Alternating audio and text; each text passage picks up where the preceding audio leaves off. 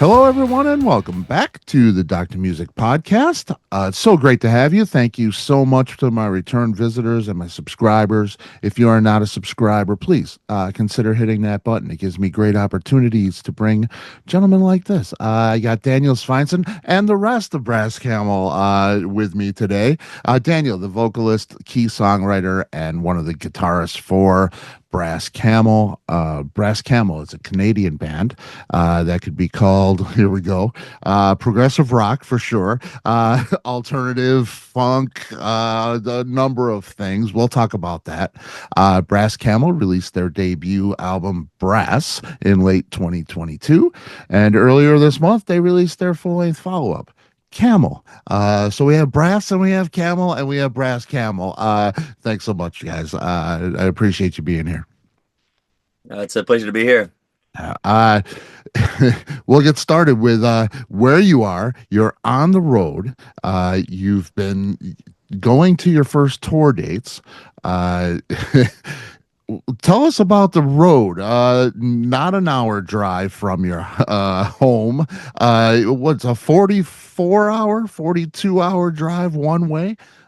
A long drive between Vancouver and Ottawa. So usually we'll do shows on the way out, and of course shows on the way back. And this time the way the routing worked, along with some other stuff we've got going on next week that we might talk about soon here. It just worked out where, we did an album release party in our hometown of Vancouver, and then hit the road for Ottawa. We're doing Ottawa and Montreal this weekend, and then we're in studio for a few days to record an album, and then we're doing shows on the way back. So a lot of driving to get here. If there's any Rush fans out there, or fans of running or jogging in general, we're in the town of Marathon right now. So. Yeah, Dynamite. Get some 80s Rush stuck in your head there, hopefully. Heck yeah. And from here we've got 14 hours of driving to get to Ottawa. And then we can rock. Yeah, oh man, it is so cool. And I just think it's great to see that work ethic and what you guys go through to bring music to the fans and get the word out about the record and the band, and it's the independent artist. You guys independent, Dromedary Records, cute, love it. Tell me about being an independent band. Is that something you choose? Are you looking to be signed and have that support of a label, or do you prefer being an independent band? All comes down to whether the right offer is on the table, really. Right. I mean, we'd be maybe it'd be foolish pride to turn down any record deal because we want to do it ourselves. There's a lot of sharks out there, especially these days with 360 deals and everything there. So, there's been a couple things tabled by various individuals over the last couple of years, but nothing that really made sense to jump on.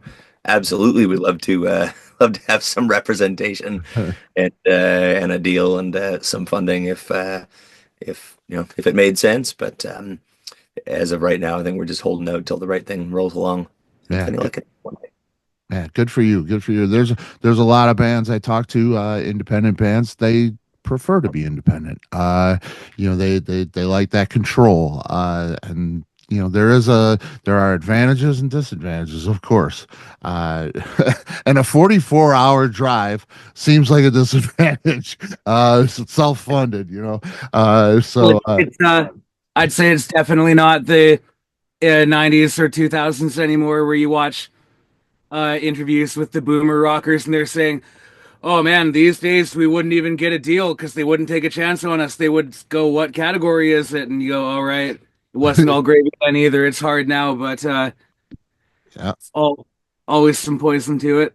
Yeah, definitely. I love what you guys do. I get a lot of things across my desk, and I try to give each one of them a listen. And it, sometimes it works out, sometimes it doesn't. I hear great things and I hear not so great things. But I always read the press release, and for you guys, before I actually get into the music, I say, would this be up my alley? Is it appropriate for the show? And I cover a lot of different genres. But I read the press release, and the thing that really caught me, the Fantastic Negrito quote, they sound like a funky Rush. And I was like, done. It's along with the progressive leanings and things, it's right on my alley. So I put this thing on, and your music is it's transcendent, really is.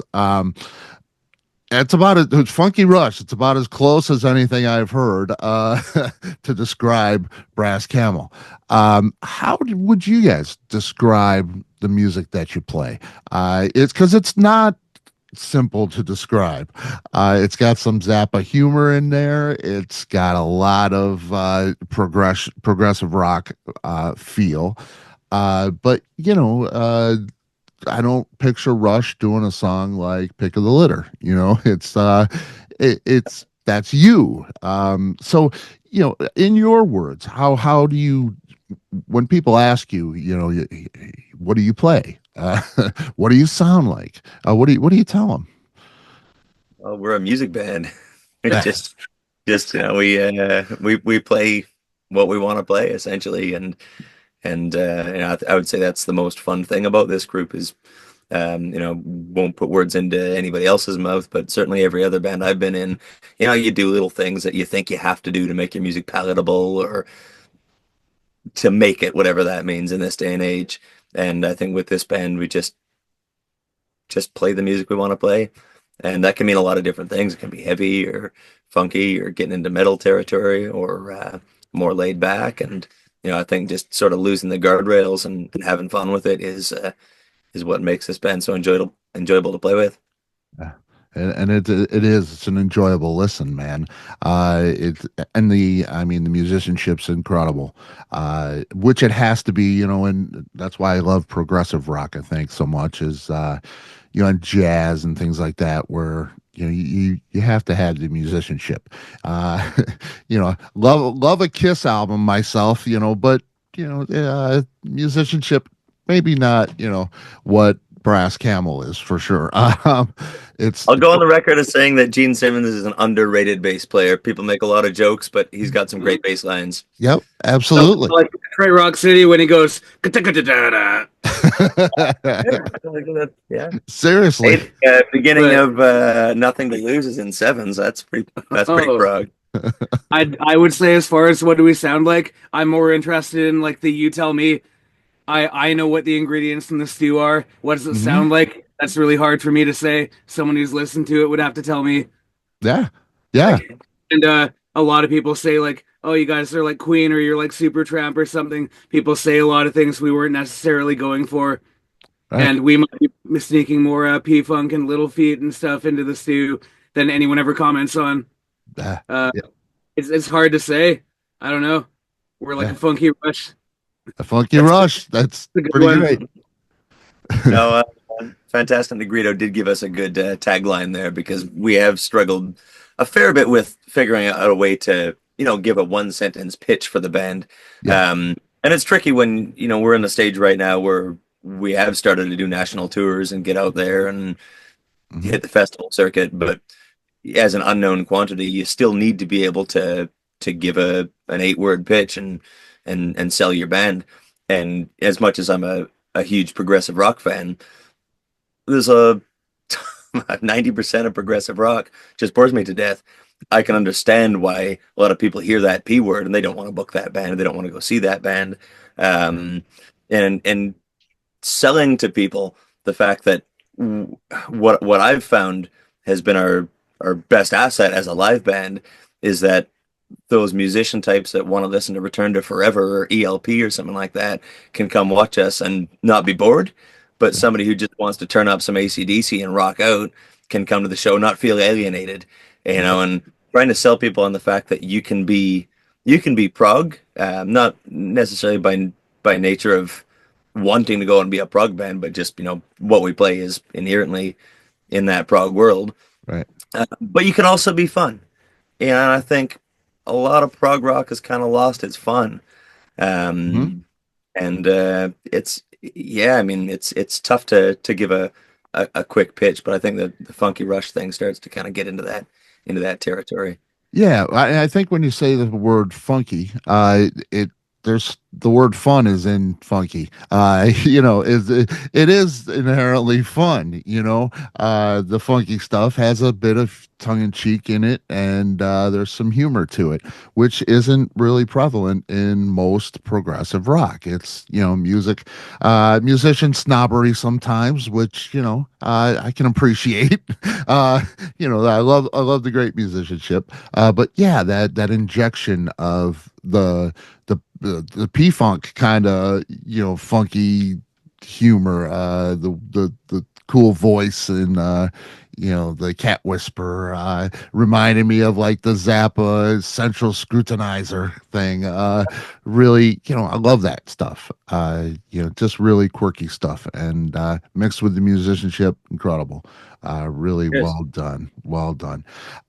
This album recorded at Hipposonic Studios, formerly Little Mountain Sound. A lot of great records recorded there by a lot of great people. You have one of those people, Ben Kaplan, Juno Award winner, producer of the year 2020. Biffy Clyro and Rise Against Them and many others. Talented guy. I see that he mixes the first album. He's down for mixing Brass. He's listed as a co-producer on this record. Did Ben's role change for this record? Did he become more involved? Was it done the same way, or was there a change there? He was more hands-on with the computer work this time around.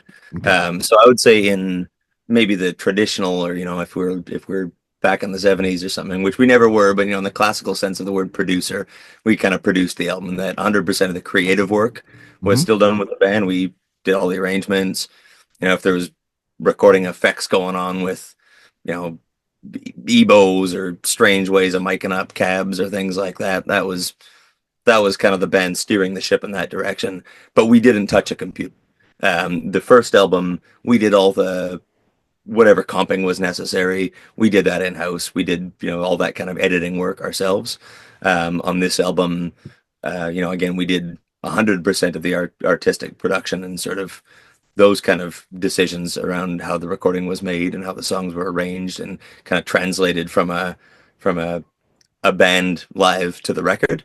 Um, and from there, Ben, whatever comping was needed to be done, whatever editing was being done, he took 100% of the work on that.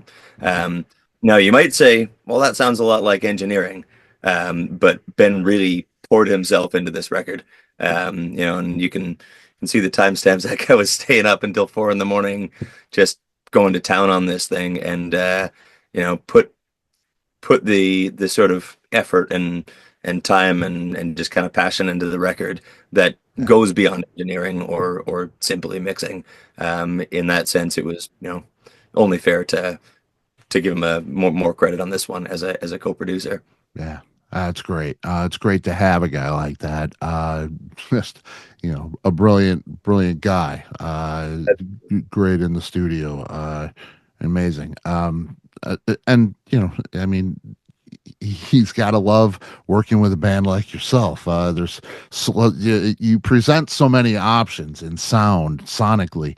It's really it's a complicated band that's really a fun listen. It's got to be fun to work with in the studio. So yeah, excellent. I see.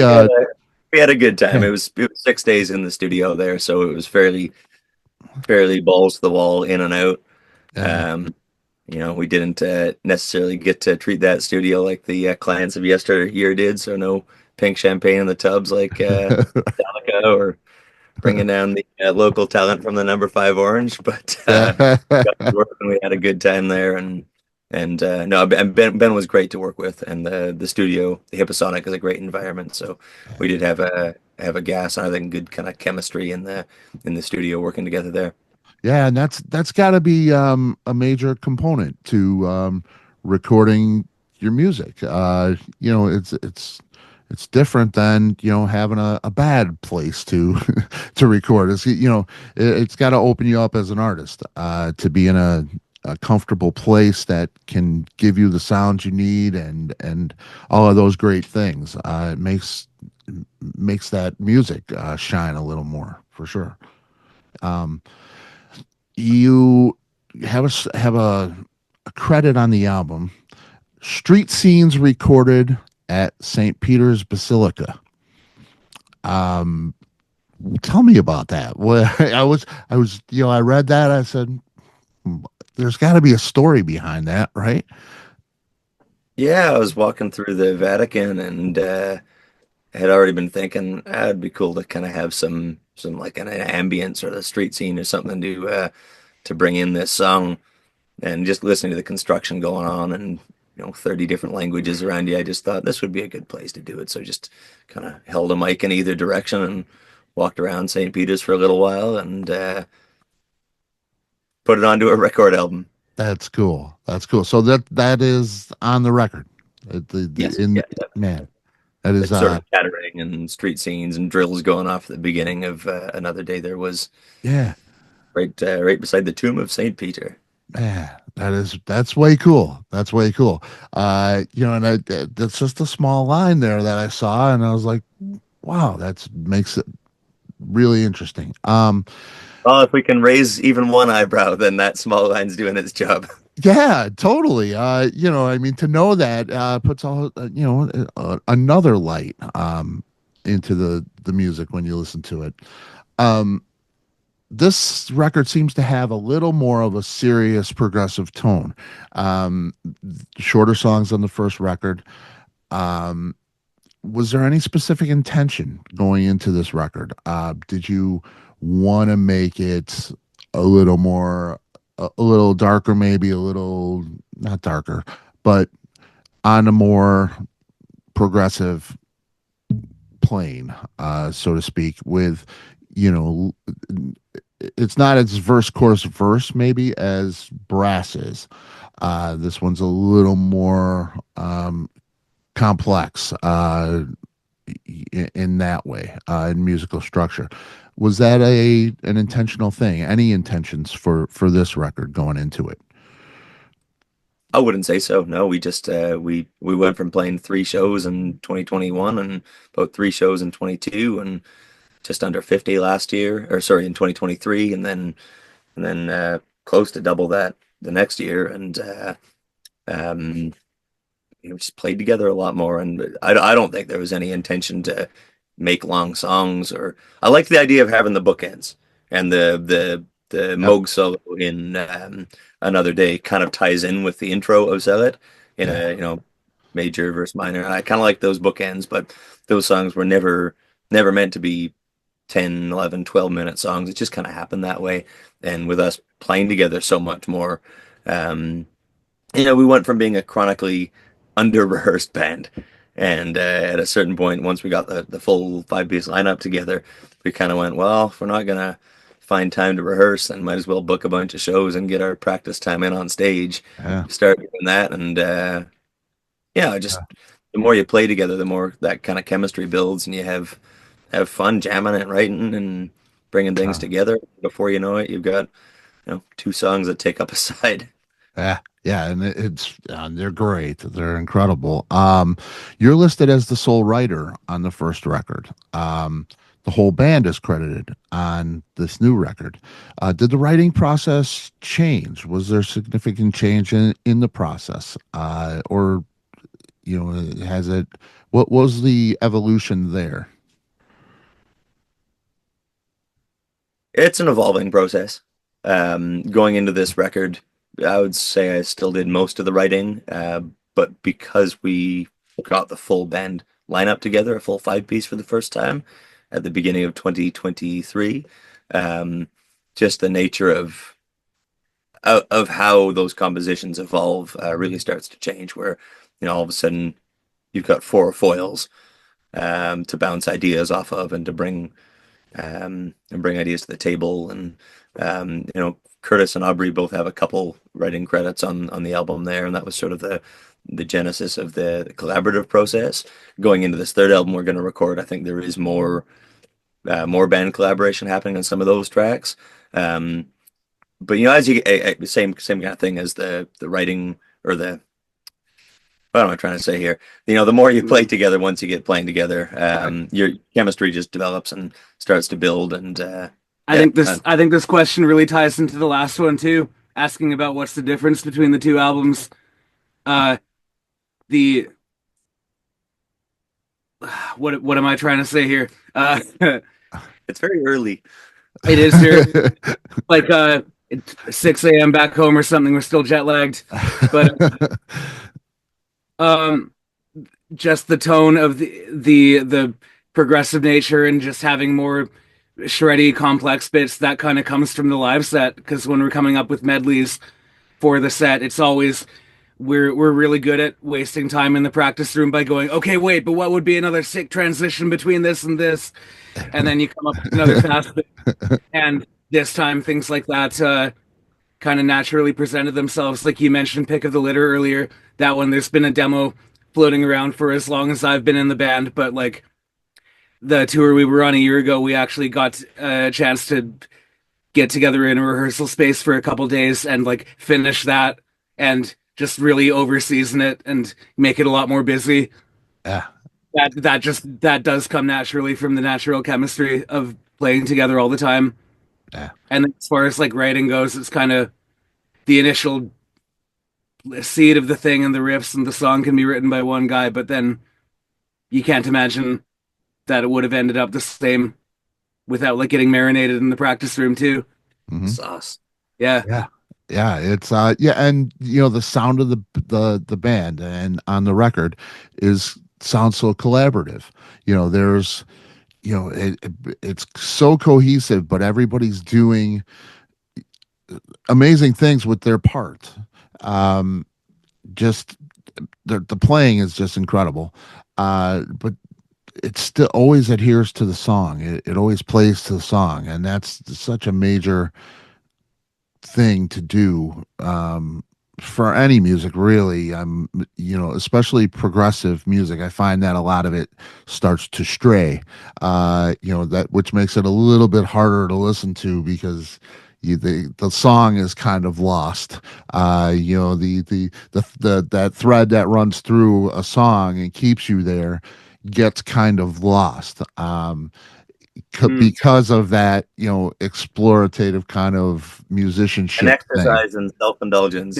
Yes, exactly. But then when you get that reprise after, but I love that kind of thing just because I love musicianship and that great musicianship. But when you can keep the song and get that kind of thing, and I get it from each player. I hear that bass and I think, wow, this is a great bass line. And then I hear the drums and it's just such a great drum part. And then the guitar part, and it's all of it. It's just so great. But it all plays to the song, and it's not that self-indulgent to the point where it's taking away from the song. And that's what's huge about this band, really. It's pretty great. You got Gordie Johnson from Big Sugar as the cat whisperer there. Really cool. All of these cool things. Do you ever put up boundaries when it comes to subject matter? You inject that humor and you have those fun times and those tongue-in-cheek kind of lyrical things and playful sounds. And is there, do you do what you do, or are you careful to put too much humor maybe and take away? Man, we wrote songs something on the bus this morning that are never going to make a record album. We'll put up some boundaries. One of our catchphrases within the band is, that one's not making the next album, but we're not allowed to tell you what they are. Yeah. Do you think about that, when you're writing and you're doing fun stuff? Do you think maybe this is too much fun? Maybe this isn't, you know what I mean? There's definitely a meta discussion about, is this too stupid? There's always been no so far, but The thought crossed the mind with Pick of the Litter for sure. Curtis, not in the interview right now. Um, he's got a big old cat named Lionel that just stuffs his face, and this was just popping back ages ago as a song idea, and I kind of wrote it as a bit of a, oh, let's write a song about Curtis's cat. That'll make him smile. And by the time we turned it into a into a real song, if you want to call it that. Totally. I think it did kind of cross the mind and go, are we really gonna put a song about a kitty cat on this album? And that was part of the Gordy Johnson thing. Actually, was thinking, yeah, damn, can I sell this bit in the middle about feline friends? We should see if we can find a guest. And had a couple beers in the studio and called up Gordy Johnson and said, hey man, crazy idea here, but would you be doing a vocal part on this song about Curtis's cat? Like a kind of appetite bit? Oh man, yeah, I think I could do the kitty cat bit. And 8.5 months later, got a text saying, here's your kitty cat bit. Oh wow, he actually did it. I love it. Thank you, Gordy. It's great. It really is. Not much is off limits. Yeah. As long as it can be done with some conviction, I guess. And it's great. Yeah. I miss that kind of thing. Like you say, I mean, you guys are mainly progressive in by nature, but these kind of injections of this kind of thing make it different. It makes it Brass Camel, which I really appreciate. I admire that for sure. It's really cool. I know from the press release, and I'm always careful to go to these places, but another day. The closing song on the album, very personal for you, Daniel. I know an event in your life. If you would, can you tell us the inspiration behind that song and the story behind that song? Yeah, I don't usually write too many personal songs. In fact, when I watch singer-songwriters going up on stage and singing about their personal life and life events with an acoustic guitar, it just blows my mind. Like that kind of vulnerability seems just completely unrelatable. I can't imagine doing that. Um, but I had I lost one of my best friends to suicide when I was probably 19, 20 years old. Another good friend of mine died of a something laced with fentanyl, of a fentanyl overdose. And then when I started writing Another Day, the first couple verses there, I had my sibling as well as one of my good friends and roommates just going through some dark depressive issues, where they were suicidal, and I don't know, just kind of put some words on paper and started writing that. And then unfortunately my sibling took their own life, and it's where the song kind of took a darker turn there lyrically. Yeah. Which is, and again, like I like writing stories. Here's a story about a spaceship. Here's a story about a Cold War bomber, or the ocean or something like that. Not things that are close to home. So Yeah. that's kind of an outlier in the subject matter, but that's sort of how that one had come about. And for me, there was a lot to unpack in that time. I grew up with a brother who transitioned into a sister, and when that happened, they kind of took a step aside from the family, and they wanted to find themselves. And they basically said, "When I'm ready, I'll come back, and just give me time." And we knew they were depressive, knew they were suicidal. Family reached out to them, and just to let you know, okay, even if you're not ready, we're there for you if you need help.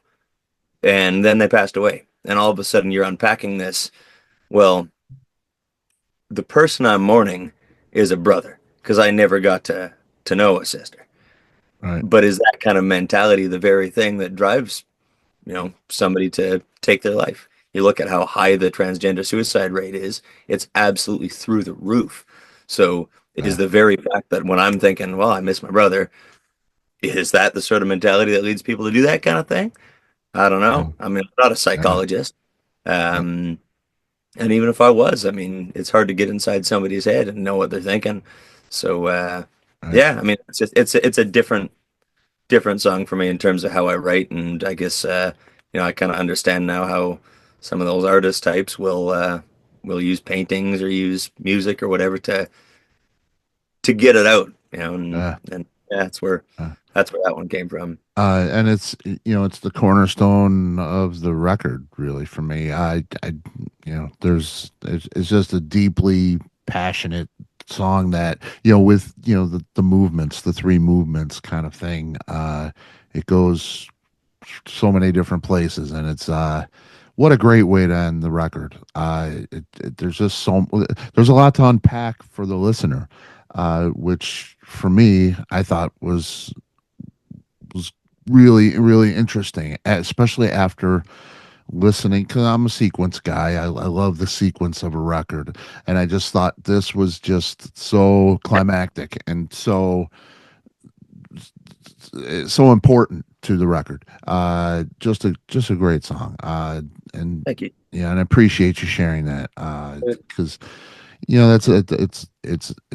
it's not easy, this life thing. So we need to to look at these things and take notice, and help people when we can, for sure. There's a lot of people going through some dark times, so I appreciate the song. It's fantastic. There's 6 songs on this Camel record. It runs just over 40 minutes. Rumor has it you're doing another record. Guess You this is just about what that never one's going to be called. What was that? Any ideas what that one might be called? Yeah, there we go. Maybe Brass Camel, self-titled. Oh, you're gonna find out soon enough. It's great. I can't wait. Nearly completed. Is that true? What can you tell us about it? We're in the studio next week so on this tour. We're playing Montreal on Saturday, and we're in the studio on Sunday through to the next Friday to see how much of album number 3 we can knock out. And there are some. I'm not going to say anything here because I don't want to jinx anything, but there's some potentially interesting sort of affiliations with this one that hopefully will come to fruition in the next little bit here. But really, really looking forward to getting into the studio here. Personally, I feel like this is a step forward in terms of the material, and a little different too. I mean, there's no long form pieces on this next third album. It's we're planning to record 10 songs. There's a few more than that in the tank, but likely 10 songs for this record, all sort of just under 4 to just over 5 minutes, and they might be shorter, but they cover a lot of ground. I'm sure they do, subject matter wise, and everything. So I'm very excited to record these ones. That's cool. No, was that intentional? Did you have intentions for this next one? I know we're getting ahead of ourselves here a little bit, but when you were starting a third record, did you say I don't really want to go 11 minutes again, or did it just happen that way? It just happened. Yeah. I'd say it just happened, but with a side of it would be good not to do a yes, and to have 10-minute songs, and then you have the 20-minute song, and then you tails. It's there's some consciousnous of don't paint yourself into that corner. All right, what if we do 10 bangers this time, short and sweet? Yeah, it's cool. Yeah, no Tales from Topographic Oceans with the double album with 4 songs on it. I tell you, but I'd have to kill you. Exactly. It's great. Here's a final question for you. Will we see Brass Camel do the US? I think there's be a great appreciation here. I know I would love to see you guys in Chicagoland area. Do you aspire to do the US? Do you care to come down here in this dark time in the US? But There's a song about that on the next album. yeah, there should be, and I can't apologize for everybody, but wow, we love you Canadians. most of us here. So please know that. Oh, we love the Americans that love us. So, yeah. Well, but seriously, we it'd be great we to actually have you had here. some U.S. dates booked for earlier this year, or it was going to be the back half of this tour. Um, we got to a point where we had some good anchor dates, and it was a combination of not enough bookings coming through, and with the results of the last election down there, I think there's a bit of a speed run on visas, because you see what's going on both borders down your way. So I can see why people wanted to get in those applications real quick before the administration changed. And sort of the combination of not having quite as many dates as we wanted to book, combined with just visa timeline and cost and everything like that. Just we had to pull the plug on it, but we were really looking forward to getting down there. Right now, U.S., UK, and Italy are the three places where we probably had the most requests for when you guys gonna get over here, and we'd love to make it down there. So we'll see. Yeah, It's yeah. it's on our mind for sure. What that timeline looks like, I'm not sure, but hopefully do enough interviews on podcasts and take out enough Facebook ads and whatever to Yep. do days to spread the word, and we can make it worth our while. Yeah, yeah. It is not easy touring, especially from another country. Visas, the price. I mean, all of that is very complicated, and you guys doing it all by yourself. I have to tell you, I admire the work ethic that you guys put into this to get the music out there, and working so hard, and so appreciate you guys for putting out this music, and being part of the fabric of my life. I appreciate you. Well, thanks so much for the kind words here, and we'll keep putting in the work because I don't think any of us want to fart around playing to 150 people in clubs for the rest of our life here. So, Yeah, what we have to do, yeah. 300 people would be nice, wouldn't it? It's awesome, man. I see a nice crowd coming your way for sure. How can it not? You guys are doing great work.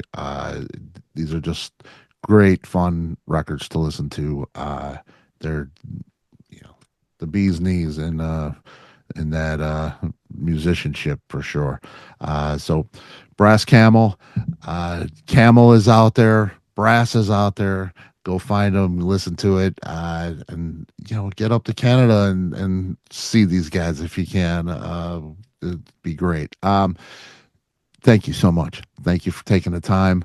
I appreciate Thanks for having you. us. Absolutely. And we'll talk again. You guys have a long road ahead of you right now, but I think you're in career. I see Brass Camel around for a long time. So yeah, we'll be in touch again. Sounds great, Scott. Thanks so much for having All us. right. You got it. Thanks, guys. Rock and roll. Bye bye.